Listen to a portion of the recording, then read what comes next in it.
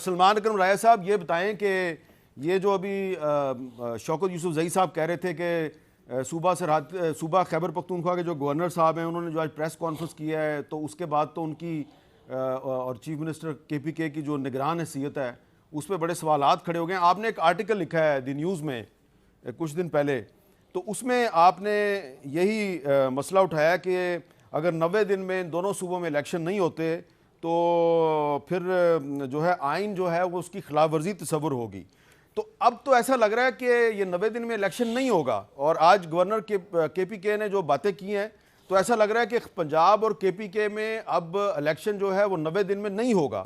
تو اگر یہ نہیں ہوتا تو اس کے بعد پھر کیا ہوگا؟ کیا آئین کی خلاف ورزی جو ہے اس کا نوٹس کوئی لے گا؟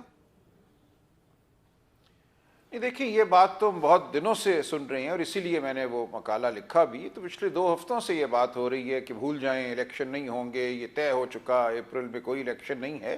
تو میرے لیے تو یہ حیرت کی بات ہے کہ جب آئین میں ایک واضح بات ہے اور کوئی گنجائش نہیں ہے آئین میں 90 دن میں کوئی طوالت پیدا کرنے کی, کوئی اس کو بدلنے کی, تو کس بنیاد پہ یہ لوگ پچھلے 2-3 ہفتوں سے ایسی بات کر رہے ہیں؟ اگر آپ جو مقتدرہ ہے اس کے قریب لوگوں کی بات سنیں یا جو لوگ کہتے ہیں کہ ہم قریب ہیں تو وہ تو یہی بات کر رہے تھے پچھلے بہت ہفتوں سے کہ کوئی الیکشن نہیں ہوگا.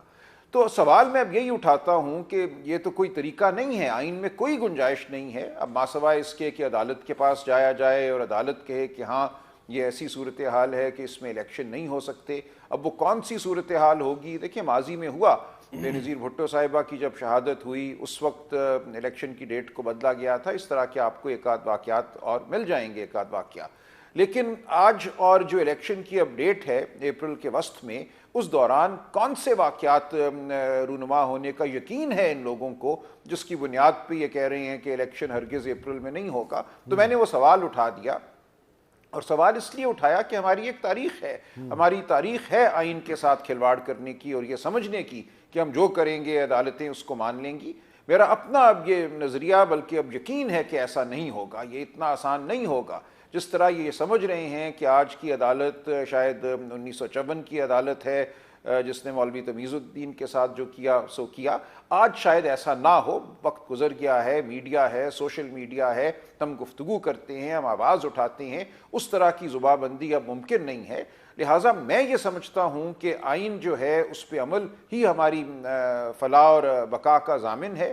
جو کچھ ہم کرتے رہے, میں نے اصغر خان کیس کا حوالہ دیا جس میں اصغر خان صاحب کا وکیل تھا. جب اس کیس کا اختتام ہوا اور جو اس میں ملوث تھے لوگ, ان کو کہا گیا کہ آپ نے اپنے حلف سے روگردانی کی ہے, آپ نے آئینی عمل میں رخنا ڈالا ہے, آپ مرتکب ہوئے ہیں ایک جرم کے.